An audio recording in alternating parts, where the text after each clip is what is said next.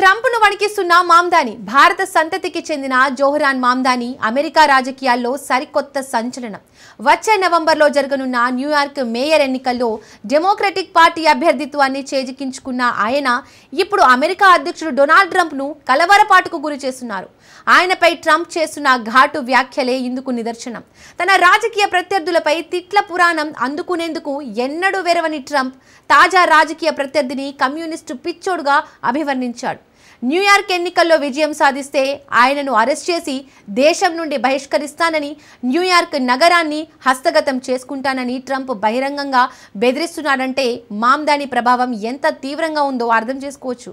తన ప్రచారంలో భాగంగా మామ్దాని చేస్తున్న అనర్గళ ఉపన్యాసాలు, నవ్యరీతిలో సాగుతున్న ప్రచారం పేదలను, కార్మిక వర్గాలను ఆకర్షిస్తూ ఆయన ఇస్తున్న హామీలు ఆసక్తిని కలిగిస్తున్నాయి.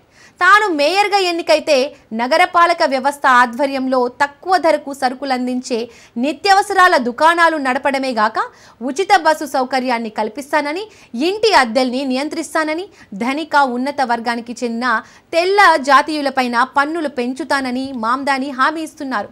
అభ్యుదయవాదులు మామ్దాని రాకను స్వాగతిస్తున్నారు. ఆయనలో డెమోక్రటిక్ పార్టీ భవితవ్యాన్ని చూస్తున్నారు. పార్టీలోని మధ్యవాదులు ఆయన రాకపై ఆందోళన చెందుతున్నారు.